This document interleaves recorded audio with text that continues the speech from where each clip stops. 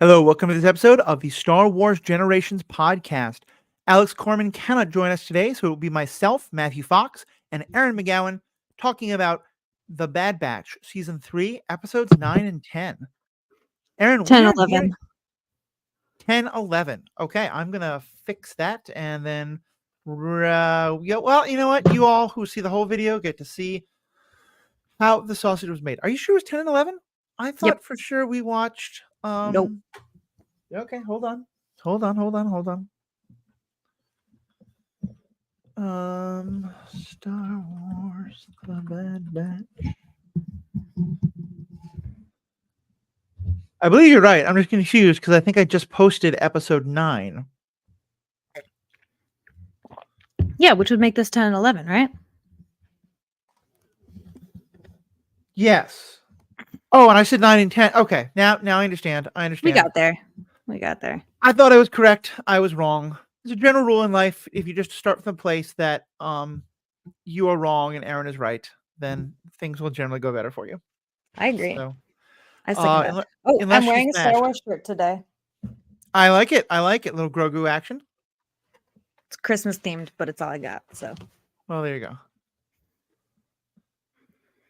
That looks terrible. 10, 11.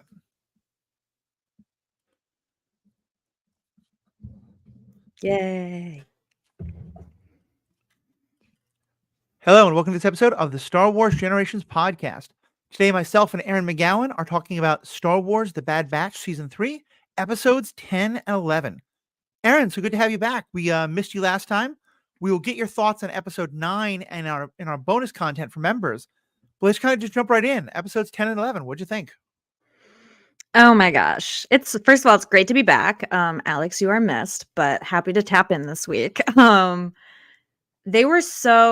They gave me a feeling that I have not felt since certain episodes of the Clone Wars. Wow. Like certain episodes that I have rewatched so many times to make it hurt less, you know? Mm-hmm. Like Mm-hmm. the opening scene of episode 10 where we see that little baby and his mother and they're like a owl humanoid species. Mm-hmm. I was like, I'm gonna throw up. Like I'm gonna fucking throw up. I feel horrible. Like I'm already so upset about this. And then like the vase flew and I was like, the baby's force sensitive and something bad's about to happen. Yeah, that was really rough. That was To rough. me, there's nothing more painful than watching an adult who's trying but is constricted in what they can do have a child tell them that you lied to me.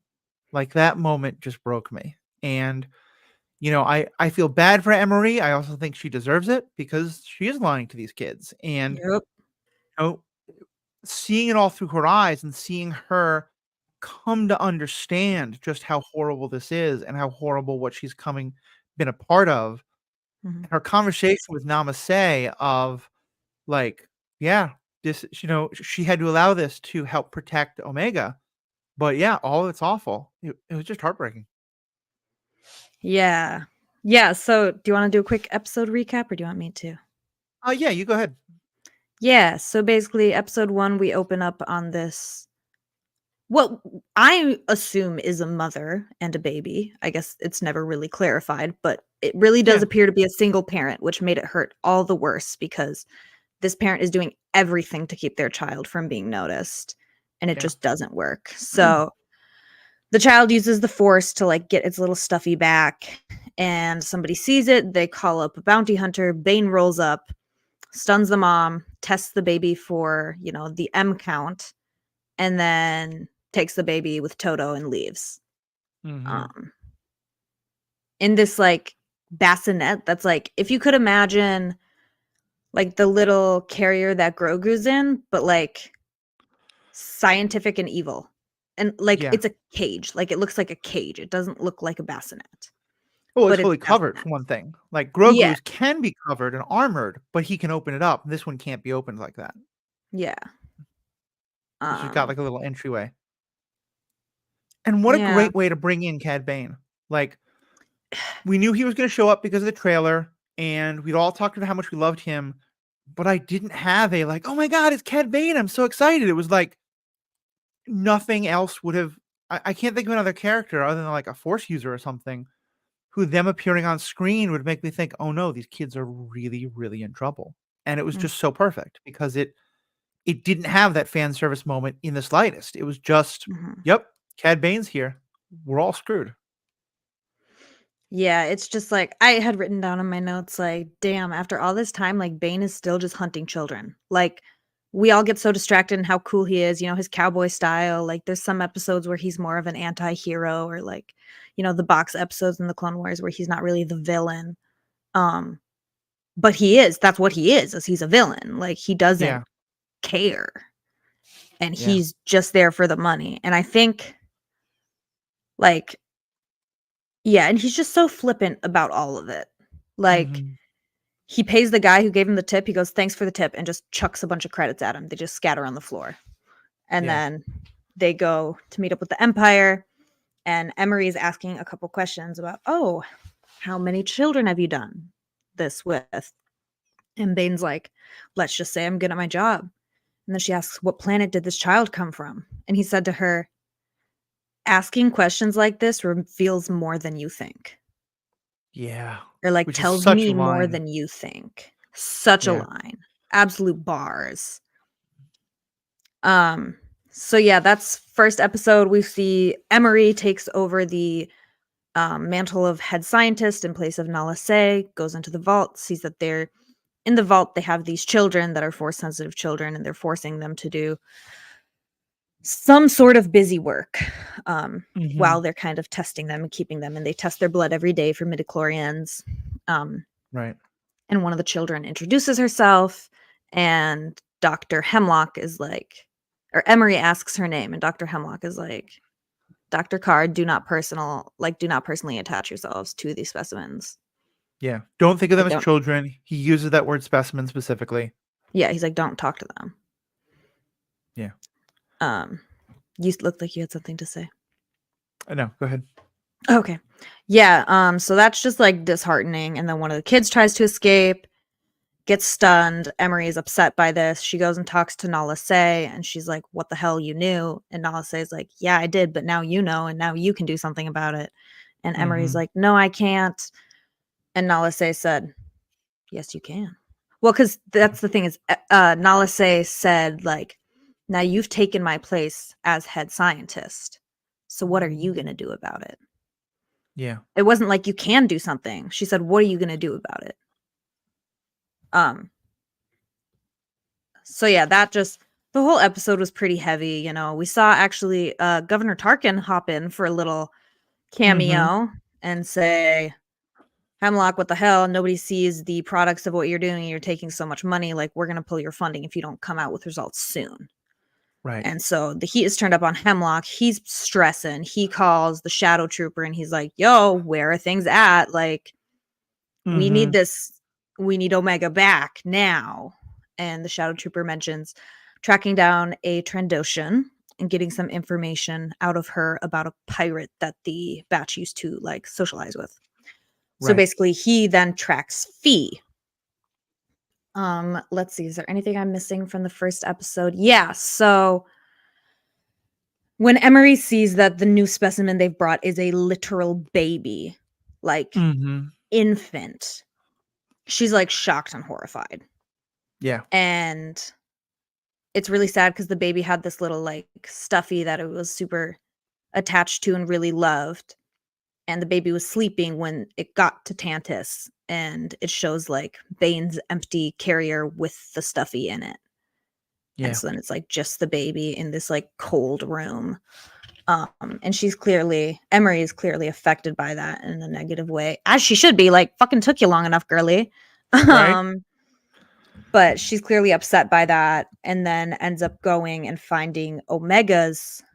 Oh wait, yeah, let's talk about the moment you mentioned. So a little Well, boy tries.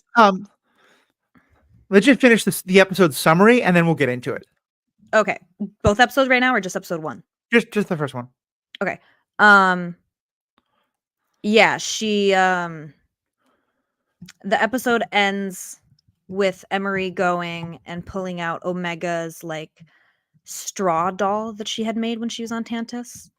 Yeah. And then it shows the next day in the vault where the specimens are, these 3 children. The lights turn on, the doors open, and outside of the door of one of the children's like rooms is the little doll. And Yeah. she like picks it up and like kind of plays with it a little bit. Yeah. So it's It kind is of go ahead. very heavy. It is a very heavy episode. And we're gonna have a lot to talk about it. Sorry. First, I do want to say a quick note. For those of you who like this podcast, that should say the Star Wars Generations podcast. I am newly creating these graphics for you. But for anybody who likes the Star Wars if you're enjoying this podcast, let us know what you think. You can find us on social media. Just search for Ethical Panda or Ethical Panda 77 on all the different places that you can find it. TikTok, Twitter, Instagram, our website, The Ethical Panda. You can also look for Star Wars Generations, and you'll find us there as well. And if you're enjoying this content and you want more, please think about becoming a member. It's only $5 a month, $55 a year. And for that, you get bonus content at the end of every episode. You get bonus episodes. Our second book club episode should be coming soon. We were planning to record at the end of March. One of our people got sick, so we're having to kind of scramble and reset things, but it will be coming soon. And of course, you just get to support the podcast, which is an awesome thing to be able to do. So please let us know what you think of these episodes. We'd love to have your feedback. We can discuss it on air. Please become a member, and back to the conversation. So, Erin, what did you think of seeing like exactly what Hemlock and the rest of them were doing with these kids? It's just sad. Like it's just fucked up. Like, and it made me think about the episodes in the Clone Wars where we saw Bane, kidnapping Force-sensitive children. Yeah. And once Rebels came out and that was all kind of a thing, I thought to myself, I think a lot of us thought, oh, he was getting those children to make them Inquisitors. He wanted to train Force-sensitive children to be his like war dogs. And now we're seeing that it probably wasn't that at all. Like it was genuinely he wanted them for experimentation. Yeah. And not I mean, it even could be to both. use them for abilities. It could be both, true. Like some of the Inquisitors could have been experimented on before they became Inquisitors. I guess that's a whole thing. Whether it's Vader involved or Hemlock Sidious involved. Right. Yeah, it's just like it just feels so bad because these kids, they just keep saying like the little girl. She introduces herself as Eva. And she says, where's like Mistress Nala say? Like she hasn't come back. And Emery just, I don't remember what she said, but something like, oh, she doesn't like work here anymore, basically. Right. And the little girl's like, well, she told me that she would like get back to me. She would like tell me. And Emery's like, tell you what?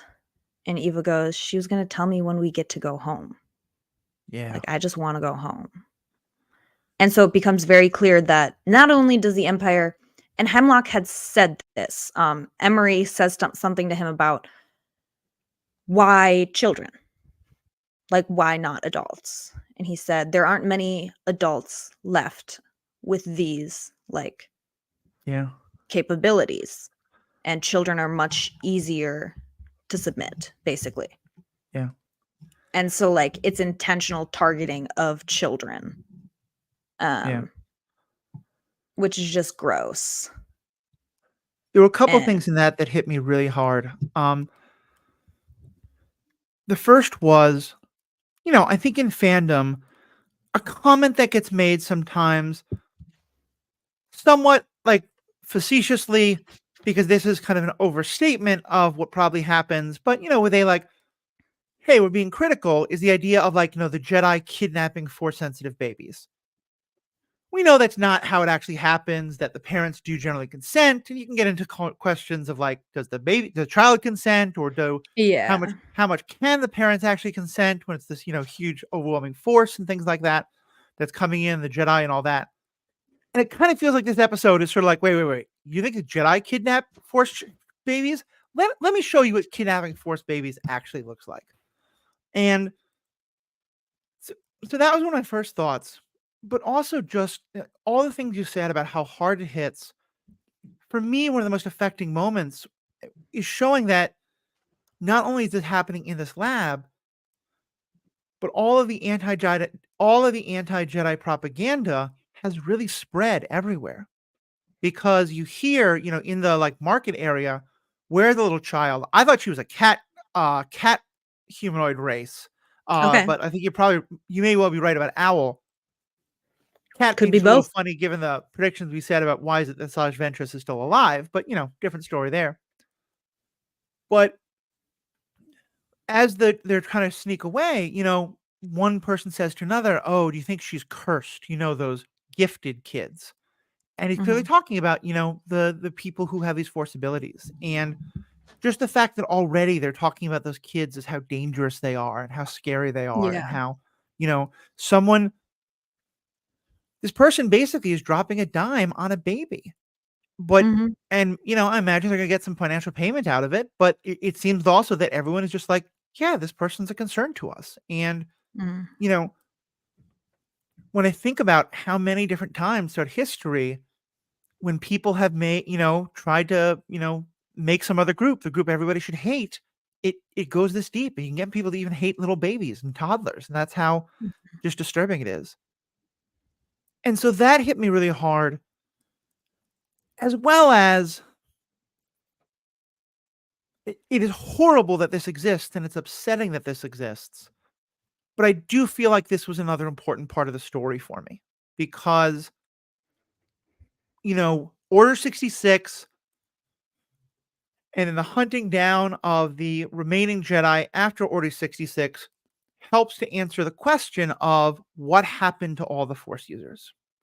But then Mhm. the question also remains, more people are still being born Force sensitive. What happens to them? And this again is answering that and is showing like this is what's happening. And yeah, I'm sure a lot of, Force sensitive babies, don't get caught by the Empire and probably just their powers never develop because they never get any training. And so this ability is just dying out as the Emperor wants. But so seeing all of that in this episode, it hit really hard. And I'm really looking forward to seeing where Emery's gonna go now because I think that line, it's kind of like that same moment we got from Crosshair, that same moment we got from Agent Collis, where we just know like they're not gonna be able to be okay with this anymore. Mhm. Yeah, it'll be interesting to see what happens in our next 4 episodes here. Hmm. Um, One of yeah, the it's things just rough. Go ahead. One other thing I wanted to add, you were talking about how in this episode the Force kids are just kind of doing busy work.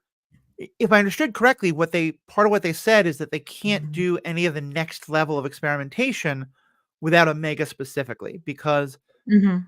there's something in Omega's blood that helps like the blood molecules of the different people bond together to be able to replicate midichlorian counts. And so, Yeah, yeah, in some ways that makes it even more horrible is that it's not even that they are actively working on these specimens. They're just holding them, yeah, for the day when they get Omega back.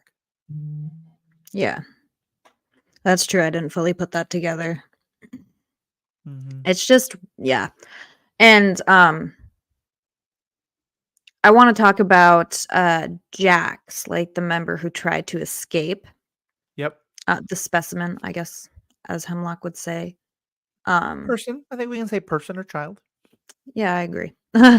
Um, yeah, so basically, he always was side-eyeing, keeping a lookout at things, saw that Mhm. Hemlock used the data pad to get out of the vault, and then when Emery came to do his tests that evening, um, he grabbed the data pad, shoved her into the wall, and ran across the, um, area, the vault, I guess, to Yeah. the other door, but somebody from the one of the scientists on the upper levels saw him, sounded the alarm. He obviously could not leave. And then the door opened and commando troopers came out. And he like backs up and they have their guns out. And Emery says, like, no use, like, no need for guns. Like, put that away. Like, I Right. have this under control. Like, I have this handled. Like, put that away. Like, this is a child.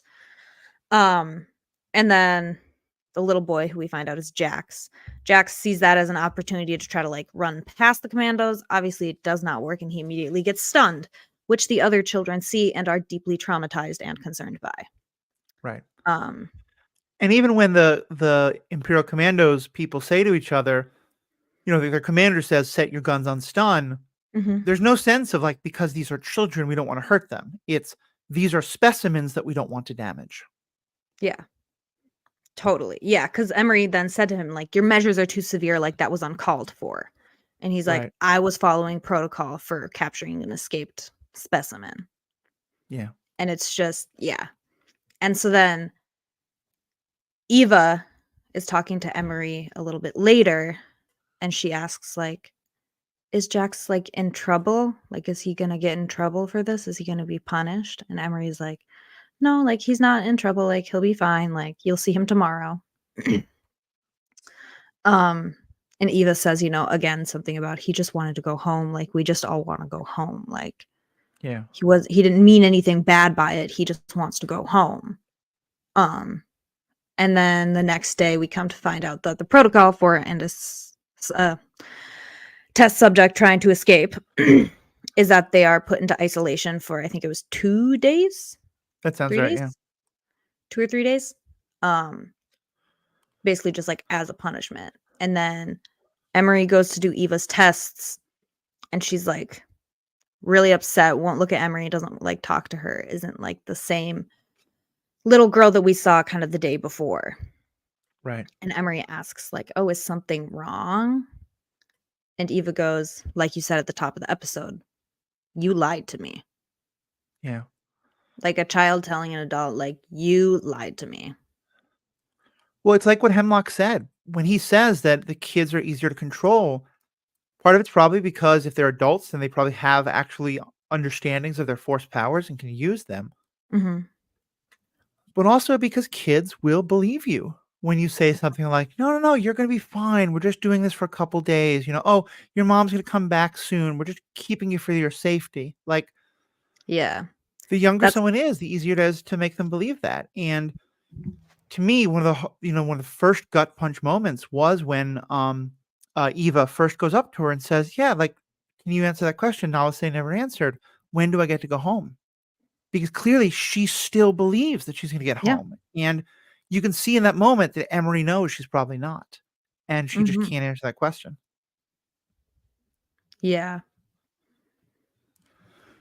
So here we had, we don't get many of these, but every now and then we get an episode of The Bad Batch that doesn't involve The Bad Batch at all.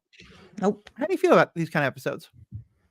I honestly kinda love it. Like, I do love Yeah, just, like, lore episodes, especially the way they've used them this season with The Bad yeah, Batch, like, it has been so pointed and intentional, like, mhm, it's not just a side quest, it's not a side story, like, these episodes are the meat, they're extremely important information that they just can't show us through the story of our main characters.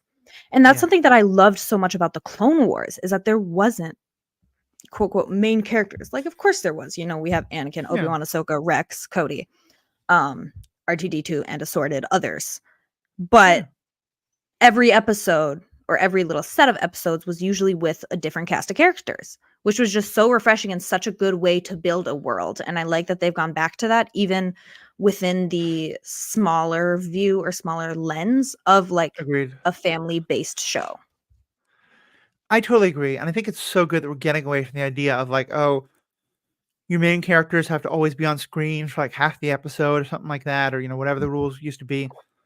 Rules or guidelines, whatever it is, because like you can have a good episode where parts of it are happening on Tantus and parts of it happening with our heroes and all that. Mhm.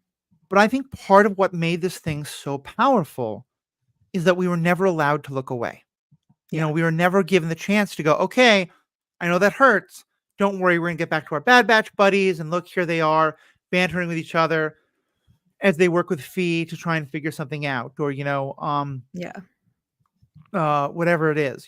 We don't even see the Trandoshan, who they mentioned, who I assume has to be It's I'm Sid. blanking on Sid. Yeah, of course it's Sid. We don't even see her get captured because Yeah. I think they very wisely knew if we just stay with this story and don't let the audience look away from what's happening to these kids, it's just going to hit that much harder. And of course, it ends with what becomes a perfect segue back to our story.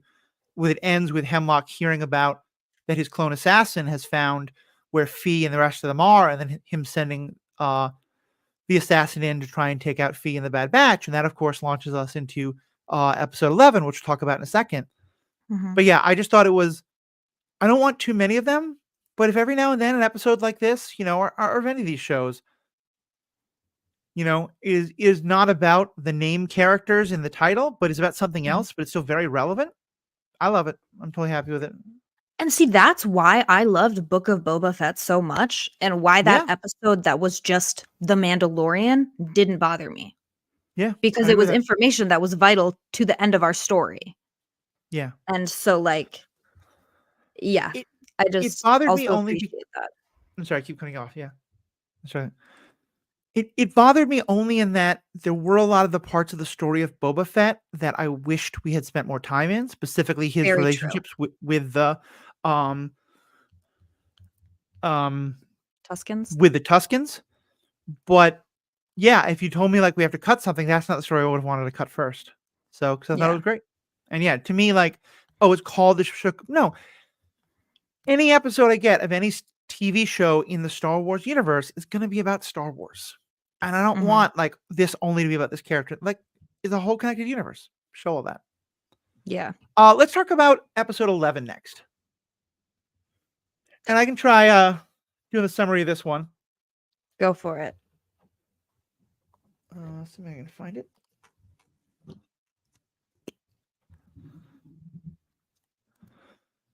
All right, so let's talk about episode 11, and I'm going to do a summary. This summary is going to be a lot shorter, but we can just kind of fill in with things, and I'm just taking this straight from the Wikipedia page, which does pretty good episode summaries. The clone assassin infiltrates Fee's ship during a checkup and hacks her navigation computer, thus learning about Omega's whereabouts on Pabu. Just as the Bad Batch prepares to leave the planet, the assassin arrives and confirms their presence, destroys the Marauder. Let's raise a glass to that wonderful ship. It's been with us for a while. Yeah. And calls an Imperial strike team in. With their means of escape cut off, the rest of the batch tries to evade their pursuers while Hunter leaves to steal a gunship. After Hunter falls, Omega decides to surrender herself both to spare the people of Pabu and to enable the batch to trace her to Tantus. Crosshair's attempt to put a tracker fails, and the assassin leaves with Omega. Which we all saw coming. Yeah. Crosshair saw it coming. He did. And He to hated this me, plan. my favorite, he hated the plan, but he went along with it pretty much without question. Mhm. And to me, my favorite line in this episode, and I think maybe my favorite line this season, because it just hit so powerfully, was as she's getting ready to do that, and he's sort of starting to protest, she says, "Focus on the mission, Crosshair. This is so much bigger than I am." Mhm. And we've always kind of known that for her, this isn't about herself. This is about her larger belief in the mission. Mhm. And during the war, the clones certainly believed that as well. But I think they've been very clear for most of the show, and I think with good reason, that their mission hasn't been to become part of the rebellion. Their mission isn't to defeat the Empire. Their mission is to protect each other, and to keep each other safe. And so at first it was to try and get Crosshair back and to get the chips out of them, and then to keep Omega safe, and then to deal with Crosshair, and then now it's to try and get everybody back together again. Like everything they've done, it's always been about rescuing Omega, rescuing Crosshair, getting rid of the chips, something regarding to that. Mhm. And you can see them more and more coming to this idea of, no, we actually need to get back into the larger fight. But like, I feel like what Rex said to them is now coming to a full culmination in this moment, where she says the mission is bigger than any of our individual safeties, and Crosshair Mhm. doesn't fight her. He just accepts it. Mhm. One also, like, important thing I heard from that moment is she said to him, "This is my decision." Mm-hmm. And, like, yeah, as it is. Like, she may be, a child, but at this point, with everything she's been through and they've been through together, like, she deserves that respect. And she takes Right. it at this point. She's been fighting for it for 3 seasons.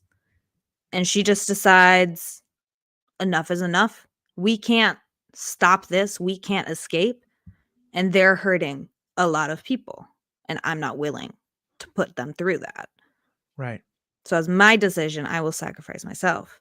And I think it's weird because I do wonder if Hunter were there, if the same thing would have happened. Mm. Because as protective as Crosshair is, I think he respects Omega more as her own independent person. Or Mhm. maybe not respects her more, but sees her more as that. And I think Hunter is still very much sees her like as someone for him to care for, which is also true. Like neither side is wrong. Um, Right. but I just think her being with Crosshair was like the perfect Mhm. setup for that situation. I think you're totally actually wait, is the Hunter or Wrecker who gets hurt? Wrecker's the one who's blown up at first. Right. Hunter falls into the ocean and then swims out Right. But so it's Wrecker who's taken out on this on at the the start of stretcher. the episode. Yep. Yeah, I totally think you're right. And I think that, for Omega, a big part of what motivates her is seeing Wrecker and then quite possibly Hunter get hurt. Because I think it's one thing for everyone else to say, you're the most important. We're all going to put our lives on the line to protect you.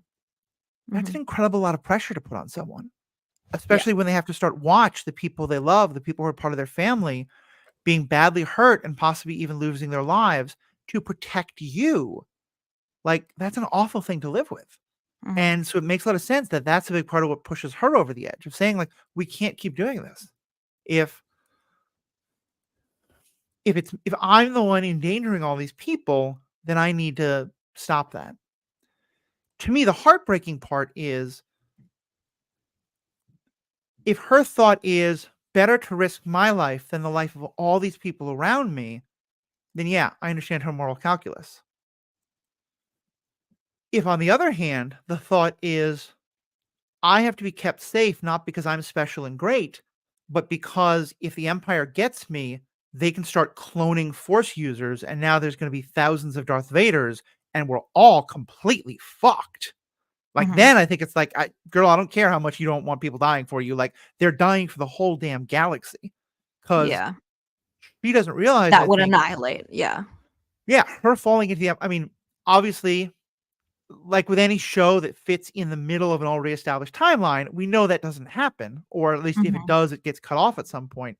But I feel like if she knew that, it would be a lot harder. And I think that's another Yeah. way in which having that first episode helps because we, the audience, know that Now the we know Empire it. getting their hands on Omega again is real, real, real bad. Mhm. Yeah, that is interesting because that's like something that was so great about last week's episode is that we had that like mislead almost, you know? Like Yeah, basically Ventress was like, I don't know exactly what you guys discussed on it. I haven't listened to the full episode yet. But Ventress was like, yeah, like from what I can tell, she's definitely not strong in the Force.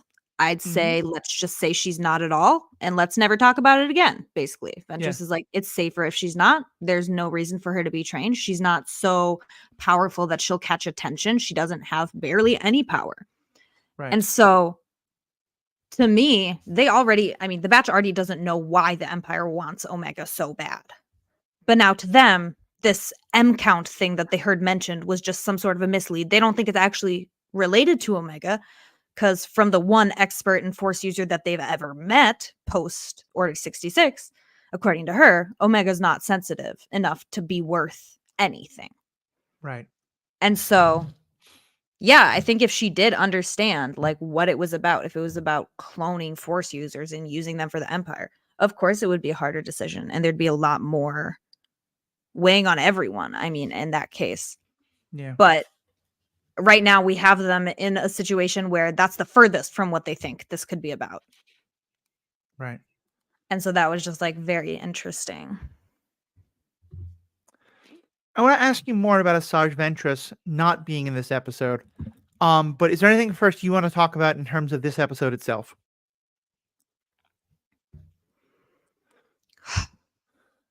I mean, there was just so much. First of all, finally got Hunter. I think his hair was wet. It didn't make me feel any better.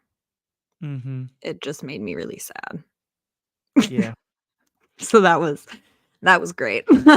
Not quite the Um, first moment we'd hoped for. it was not. It was depressing.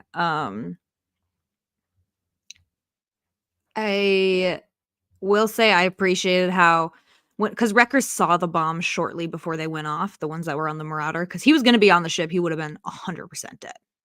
But Yeah. he saw it out of the corner of his eye because, demolitions expert. He heard the beep Mhm. and got the hell out of Dodge, but not before he grabbed Gonky. Yeah. And the two of them were launched off into the bay. And that was such a nice moment, especially because Fee, and like, granted, I understand the social role that droids play in this universe, Mhm. and I wish that everyone treated droids a little better, but that's fine. But Fee, again, like, I'm not saying she's like a savage or something, but just this is how everyone is. She's dealing with a droid who, she opens the episode by being like, "Look, you should have gone in that green goo, like I told you. I don't care that it Mhm. burned you. I would repair to you. Don't worry." And so, Yeah. just as a nice counterpoint to that, Wrecker being like, "I have a split second to survive this, and I'm going to pull Gonk out of the way too." I was like, And take "Wrecker, Gonky with. you are himbo extraordinaire. I like it." Yes. Yes. Also, roll it back to episode 10, something very important we forgot that What's made that? me want to cry and end everything. Um, so the batch knows they're leaving before the Marauder is blown up, before they know that the Empire is onto them. Um, Omega is saying her goodbyes to Shep and Liana, and she decides to leave some stuff at their home. And Liana's like, "Oh, what did you want to leave here?" And Omega pulls out Tech's goggles. Oh God, that was such a throat punch. And then she pulls out her Lula, like the little toy that they made for her. And Liana said, like, "Are you sure you want to leave those here? Like, you don't want that with you?" And Omega said, "This is the first place that ever felt like home. Yeah. So now, like, a piece of us will always be here." And I think the wording was kind of important because she doesn't say it, but it's very implied that this is the first place we all called home. This is the Yeah. first place like Tech felt at home. Yeah. And now I'm emotional, but it's like the idea of like, I can't be here, but I know this place made him so happy. And I want part of him and I want part of us to be here together because this is where we were supposed to live happily ever after. And that's just like so, oh, it had me fucked up. It hits so hard. Well, especially Yeah. because think about why are they on this planet to begin with, and who is her friend. Go all the way back to season 1 of the Clone Wars, which Clone Wars is a wonderful show. Season 1, like season 1 of many shows, including Star Trek: The Next Generation, is not always perfect by any means. But I think one of the most powerful episodes and one of the one that really sets the tone for the whole show happens in season 1. And it's where Rex and some of the others encounter a clone who, The kind hidden of enemy. yeah, he got wounded during a fight and had like I think he had like amnesia and he got left behind. Oh, And I'm thinking about a different one. Now I know what you're okay, talking about. yeah, I'm not good with episode names, but he wound up like deciding I'm done with fighting. He was technically a deserter and was Mhm. like, no, I've met this woman, I've fallen in love, we're raising kids together. Rex, I don't want to go back. And it was, I think, one of the most powerful episodes of that early in the first season, or even late in this first season. It was one of the most powerful episodes of the first season and really starting this idea of, do clones have free will? Can a clone choose not to fight, to leave the army? What? Because Rex really he's not able to accept that at first. And he's like, no, no, no, but we are clones. We have to fight. And he's really challenged by it. And Mhm. the fact that they've gone back to that planet a couple times now has felt so significant. And so it being to one of that clone's daughters that I think it's stepdaughters adopted, but either way, that Omega gives these gifts. Oh, no, this is a In different planet. Is it? Yeah. No, this planet is one that they found on their own to try to, like, lay low, and then there was, like, a hurricane episode here. 'Cause, Cut, which is the name of the clone, him and his family moved, and I think they just lost contact, like, cut ties for safety. That's right, because there's a whole thing about the blockchains. They wanted Omega. Okay. Yep. They were part Well, of the chain code episode. To quote one of the best acts from early in Saturday Night Live history, never mind.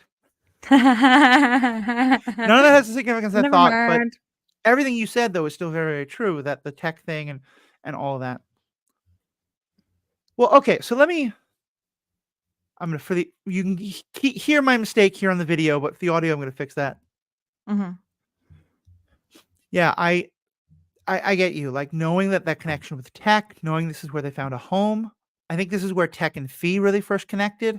It has meant so much to them, and I think particularly because what was their other home before they had, like, an actual, like, on the ground home, it was the Marauder. And so having both of these things happen, having them to leave Pabu and the Marauder is destroyed at the same time is just really a 1-2 punch. Yeah. There's so much Double more about this whammy. episode. Sorry, go ahead. I just said double whammy. There's so much more about this episode we could say, but I want to close by just asking, one of the things that Alex and I talked about in our discussion of the last episode, episode 9, and we will talk to you about that in our bonus members episode, bonus members content. We said that we were in some ways kind of, a little disappointed that it had taken so long for Ventress to show up and things like this, but mostly after there being so much buildup, it felt like this wasn't Ventress joining the group for the rest of the season. This felt very much like Ventress was just going to be here for one episode. I'm curious, is that kind of what you thought? And if so, like, how did you feel about Ventress not being a part of this episode at all? Oh, I mean, that's what I expected, to be honest. Like, Yeah. when I saw her in the trailer, I kind of assumed this is a cameo situation. Like, I did not see a world in which she joins the batch to fight the Emperor. Like, that's not something that Right. I had kind of thought about, so that I wasn't really disappointed or surprised that she wasn't included in either of these episodes. That's fair. That's fair. I will say, looking back on it now and thinking back about the conversation Alex had, I'm like, yeah, it's too bad. And we had a longer conversation there that we won't rehash, but about how, for me, I think it just confirms my I don't want to watch trailers thing, because I think it just, Mhm. having heard the trailers built up so many expectations. But I will say, having that first episode about the kids, like halfway through the episode, I was like, Ventress who?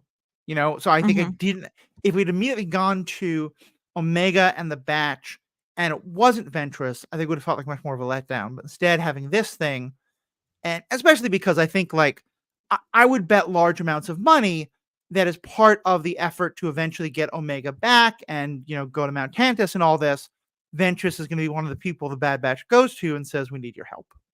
Like, Yeah. so I don't think she's gone forever. I think that's just going to be a mid-season and then, shows up at the very end. Yeah, I think that's very possible that, like, they reconnect, she helps in some way. Yeah, exactly. All right. Well, Erin, thank you as always so much to our, nope. I got one last thing for this episode. One last thing. I just want to put it out there. I am still very, very, what would you say? Excited about the Shadow Trooper, perchance. Like, he is just so slay. Like, really snatched. Also, this season, every episode, Hunter gets more snatched. So don't think I haven't been seeing that. I haven't been seeing that tiny little Dorito waistline. Anyways. So, for those of us, certainly not myself, who's very down with the Gen Z lingo, but for those in our listeners who are not, can you define snatched? Oh, yeah. It typically means, like, I mean, it's like a fucked up body standard, obviously, but it's the idea of, like, a very thin waist. And then, like, for men, it's like broad shoulders, thin waist. For women, it's like broader hips, thin waist, Right. So it's not like But just it's being also super thin just overall. It's the, like, thin waist and then built up it's the top with blood. hourglass idea. Yeah, Yeah. it's like the idea of hourglass, but it's also just kind of used to be like, you look so good. Like, Yeah. it's become so much more than that. But in this instance, yes, I am talking about Hunter's teeny tiny little waist. Okay. And how much I was so excited to watch that Shadow Trooper just haul himself up a building. Literally jumped up, pulled himself fully up by his fingertips. I was like, goddamn. Yeah, so these episodes sucked and they were really rough and they were really good, but they were really rough, and those are the two things I will leave you guys with. Don't worry, Snap folks. Hunter. as scary as these villains are, they're still sexy and thirst-worthy. So, Kylo Ren lives on. All is well. Erin, Yes. because as we all know, no matter how bad they are, Erin can fix them. Yes. Thank you, Erin, so much for all this. To our fans, thank you so much. If you've not thought about becoming a member, please do so. It's only $5 a month, $55 a year, all the free stuff. You know the story. More importantly, though, or just as importantly, we want to hear from you. What do you think of this episode? What do you think about episodes to come? What are your predictions at the end of the show? We have already gotten some feedback, which we're going to talk about next week. Would love to keep getting more. All the ways to contact us are on the show notes, or if you go to theethicalpanda.com. So on behalf of myself and Erin, thank you all so much for coming. Stay classy, Corelia.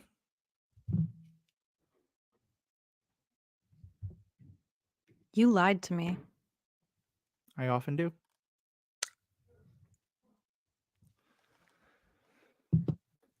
It's okay. I'll tell you when you're older. Oh, okay. I just want to protect your innocent youth.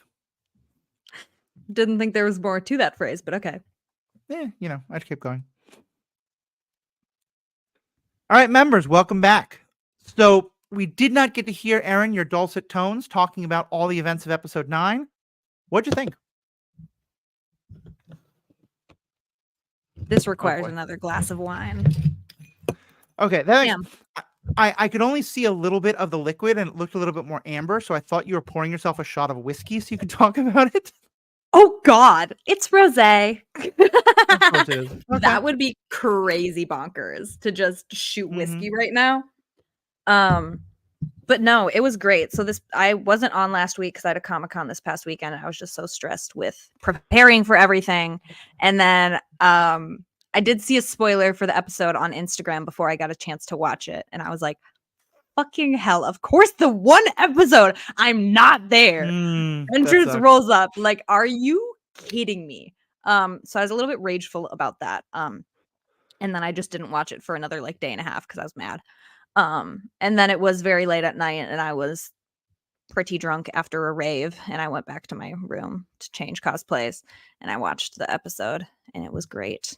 Nice. Lots of good stuff. I gotta say, just because Wet Hair Hunter did not make my dreams come true does not mean Wet Hair Ventress did not just fulfill everything within me. She is so fine. She is looking her best this episode. Like, if there is a Ventress I will cosplay, which that is on my list of like dream cosplays, is Ventress. I do really love this one. I was really obsessed with her hair. Like, the whole character design right now is really slaying. I was excited to have her back. I kind of loved that she has kept her disdain for clones. Yeah. Like, she kind of still just fucking hates them. And it when she's talking about like, okay, I didn't rewatch this episode. I rewatched the other two, but she was saying something about like, oh, like, I'm taking it easy on you guys. Like, this could be so much worse. Like, I'm just trying to like keep you out of my way. Like, oh, I sent Omega off so we can like fight. Like, yeah, we're opposing, but I'm gonna like help protect this kid's like view of everybody. Yeah. Which is growth for Ventress, and it's very sweet. And I think it's a soft spot she's like developed due to her traumatic childhood and the way that she was brought up, and like losing so many different masters throughout such young years of her life. But yeah, I just love that she just was toying with them, and she just like, she's so over it. She's like, it's just great. Because if we think back, I mean, Clone Wars Ventress did one of the most horrible things ever to happen to a clone, i.e. force pushed him onto her lightsaber, kissed him, and threw him on the ground. Yeah. Like, that was when Disney was still in there. She's an uber femme fatale. We're going to, haunt the dreams of 12-year-old boys phase, which they somewhat came out of, even if they never gave Ahsoka a full shirt. But yeah.